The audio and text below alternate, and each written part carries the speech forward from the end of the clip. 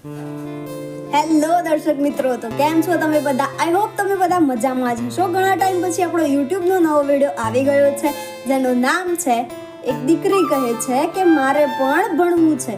તો આ સ્ટોરીમાં એવું તો શું છે કે મેં આ ટાઇટલ રાખ્યું છે, અથવા તો એવી આ સ્ટોરીમાં છે શું કે દીકરીને ભણાવવા બાબતે મેં આટલું બધું બોલી દીધું છે? એના માટે તમારે આ વિડીયો જોવો પડશે મારો. તો સૌ પ્રથમ મારો વિડીયો જોનારા વડીલો તથા સ્નેહ મિત્રોને બાબરા ગામની દીકરી તથા મહેસાણાની ભાણેજ દિવ્યા જોશી તરફથી વેતની ચાસણીમાં જબુડી મીઠા મધુર વંદન. આજના આ પ્રસંગે હું તમને દીકરીના વિશે બોલવા માંગુ છું. એટલે કે દીકરી વિશે મારે ઘણું બધું કહેવું છે, પણ આપણે સમય ઓછો છે એટલા માટે હું દીકરી વિશે વધારે નથી બોલી શકતી. પણ આજનો આ મેં ટોપિક લીધો છે દીકરીને ભણાવવા બાબતનો. તો આ ટોપિકમાં શું છે, આ સ્ટોરીમાં શું છે, એના માટે જાણવા માટે તમારે આખો મારો વિડીયો જોવો પડશે. તો સ્કીપ કર્યા વગર મારો આ વિડીયો જોતા રહેજો. Thank you.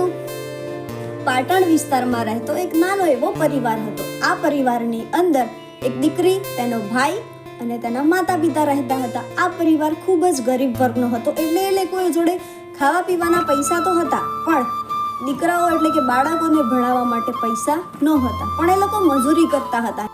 એ બંનેના માતા પિતા બંને બાળકોને મજૂરી કરીને પણ ભણાવતા હતા અને ધીમે ધીમે એ લોકોની પરિસ્થિતિ પણ સુધારવા લાગી હતી. પણ એક દિવસ અચાનક આવેલું એક માવઠું, એટલે કે અચાનક આવેલું એક એવું જ તૂફાન, જે તૂફાને આ પરિવારને હચમચાવી દીધો હતો. હચમચાવી દીધો હતો એટલે કે આ પરિવારમાં એવું થયું કે એ લોકોની પરિસ્થિતિ જ્યારે સુધરી ત્યારે એ લોકોના ઘરમાં એક એવો બનાવ બન્યો જેથી આ લોકોના પરિવારને હલાવી દીધો. એમાં આ પરિવારમાં એવી ઘટના બની છે, એક દુઃખદ ઘટના બની છે કે એના પિતાનું અવસાન થયું છે. હવે માતા એકલી ઉપર આટલી બધી જવાબદારીઓ આવી ગઈ છે, એટલે કે બોજ બની ગઈ છે. આ બધું એક એને ઘર સંભાળવાનું, બંને બાળકોને ભણાવવાના. એક તો મહેનત કરીને આગળ આવ્યા હતા ધીમે ધીમે, પરંતુ હવે તો એ એકલી જ પડી ગઈ છે. હવે એ બંને બાળકોને ભણાવશે કેવી રીતે? તો એના માથે બહુ જ બધું ટેન્શન, ચિંતા બધું વધી ગયું છે. પણ હવે કરશે શું? એ મૂંઝવણમાં આવી જાય છે. પરંતુ એને મૂંઝવણમાં એક દિવસ એવો વિચાર આવે છે કે આ દીકરી છે મારી, બંને બાળકોને મારે ભણાવવાના છે. એક દીકરી છે અને એક દીકરો છે. હવે દીકરી છે એને હું ભણાવીશ તો એ ભણાવેલું મને કંઈ મળવાનું નથી, એટલે કે એ તો કાલે પરણીને સાસરે જતી રહેશે. એને મારે ભણાવીને શું કામ છે? એને ભણાવવાની તો મને હું ગમે એટલું ભણાવીશ, પણ એને છેલ્લે કરવાનું તો એ જ છે કે ઘરકામ, બીજું તો કંઈ કરવાનું છે નહીં. એને એટલે કે આગળ એ ભણીને કરશે. એટલે કે એ દીકરીની માતાને એમ થાય છે કે આટલું બધું ભણાવેલું, મારું મહેનત કરેલું, આ દીકરીને મહેનત કરીને ભણાવેલું મારું બધું વ્યર્થ જવાનું છે. એને ભણાવીને કોઈ મતલબ નથી, એટલા માટે મારે એને ભણાવવી નથી. એને હવે ઘરકામ કરાવવું છે, એટલે કે એ ઘરકામ જ કરશે ખાલી, અને ઘર બધું સંભાળશે, રસોઈ બનાવતા શીખશે અને ઘરકામ કરશે બસ. અને અહીંયા આરામ કરશે બસ. બીજું તો એને કંઈ મારે બોજ આપવો નથી, એટલે કે એને ભણાવી નથી, એટલે કે મારા એટલા પૈસા પણ બચી જશે અને એ પણ આરામ કરી લેશે.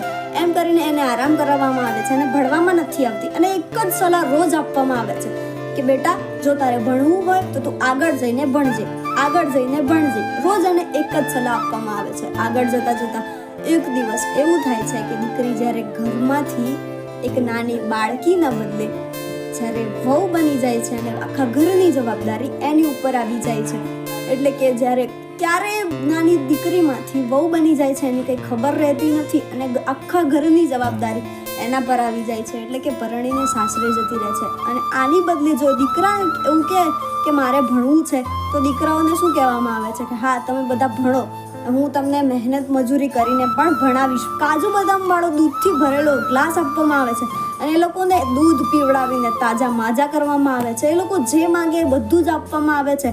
એ લોકોને દૂધ, માખણ, છાશ, પરોઠા બધું જ એ લોકોને ખવડાવવા પીવડાવવામાં આવે છે અને તાજા માજા કરવામાં આવે છે. અને દીકરી જ્યારે આવું કે મારે ભણવું છે, ત્યારે એને એક જ જવાબ આપવામાં આવે છે કે તું આગળ જઈને ભણજે, આગળ જઈને ભણજે. એમ કરીને આ દીકરીને આ પરિવારમાં પણ ભણાવવામાં ન આવી અને આગળ જતાં એ દીકરી ક્યારે દીકરીમાંથી વહુ બની ગઈ એની કંઈ ખબર ના પડી અને દીકરીની માથે આખા ઘરની જવાબદારી આવી ગઈ.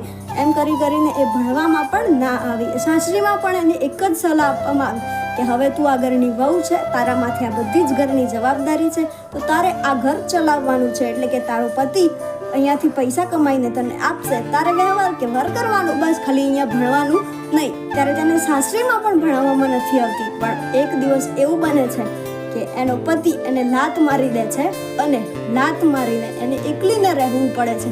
હવે આજે એવી તકલીફ પડે છે કે એ દીકરી ભણેલી નથી હોતી, એટલે હવે કરે છે શું? એને જો આગળ એને ભણાવવામાં આવી હોત તો આજે એ શું થાત? એના પગ પર ઊભી રહેત કે નહીં રહેત ને મિત્રો? તો એટલા માટે જ હું કહું છું કે દીકરીઓને ભણાવો. જ્યારે આવું કંઈક થાય, જો એના પતિએ એને લાત મારી દીધી ત્યારે એને રોડ ઉપર રખડવાનો વારો આવી ગયો, પણ એને એક દિવસનો ખાવા પીવાનો રોટલો પણ ના મળે, પણ એની જગ્યાએ જો એવું થયું હોત કે એ દીકરીના માતા પિતાએ પણ એને ભણાવ્યું હોત અને એના સાસરીવાળાએ પણ એને ભણાવ્યું હોત, તો આજે એ દીકરીને રોડ ઉપર આવવાનો વારો ના આવ્યો હોત. આજે એનું કરીને તો એના પગ પર ઊભી જ હોત. બરાબર ને મિત્રો? જો આ વિડીયો મારો સારો લાગ્યો હોય, તમને એવું લાગ્યું હોય કે ના હું બરાબર બોલું છું, તો મને પ્લીઝ સપોર્ટ કરો. અને તમારા સમાજમાં પણ જો દીકરીઓને ભણાવવામાં ના આવતી હોય તો પ્લીઝ એને સપોર્ટ કરો કે ભણાવો તમે. કેમ? કારણ કે કાલ ઉઠીને એના ઉપર આવી એવી પરિસ્થિતિ આવી જાય કે એનો ઘરવાળો એને છોડી દે તો એ એના પગ પર ઊભી રહે, એને કોઈના હોશિયારું જીવન ના જીવવા મળે. ઘરડા લોકો આવું કહે છે, તો આપણે પણ એવું જ વિચારીએ ને. હોશિયારું વિચાર એટલે કે હોશિયારું એટલે કોઈના ડિપેન્ડ ઉપર એ ના રહે. બરાબર? એ પોતાના પગ ઉપર ઊભી રહે. એટલા માટે જ હું કહું છું કે દીકરીઓને ભણાવો. તમારી જોડે પૈસાની સગવડ ના હોય તો આજે સરકારે, નરેન્દ્ર મોદીએ ઘણી બધી એવી સગવડો કરી છે જેથી દીકરીઓ ભણી શકે છે. તો પ્લીઝ તમે એ સરકારની બધી પૂરેપૂરી મદદ લો. જો તમે ભણાવવા કેપેબલ ના હોય, એટલે કે જો તમારી મધ્યમ વર્ગની પરિસ્થિતિ હોય, તમે તમારા બાળકોને ના ભણાવતા હોય તો સરકારની મદદ લો, પણ એ લોકોને ભણાવો. કેમ? કારણ કે એ લોકોના પગ પર ઊભા રાખો એમને. કાલ ઉઠીને એમના ઉપર ગમે તેવી પરિસ્થિતિ આવે, એ અડીખમ ઊભા રહે અને તમારું નામ પણ દીકરીઓ પણ રોશન કરી શકે છે. એકલા દીકરાઓ રોશન નથી કરી શકતા. એટલા માટે દીકરીઓને પણ આગળ ભણાવો. આજે તમે દેશમાં જોઈ શકો છો કે દીકરાઓ કરતાં દીકરીઓ ઘણી બધી આગળ છે. એટલા માટે દીકરાઓ એટલા નહીં, દીકરીઓને પણ ભણાવો. દીકરીઓ પણ નામ રોશન કરી શકે છે તમારું, અને એ પણ આગળ વધી શકે છે. એટલા માટે અમને અજમાવો ને અમને અપનાવો. બરાબર?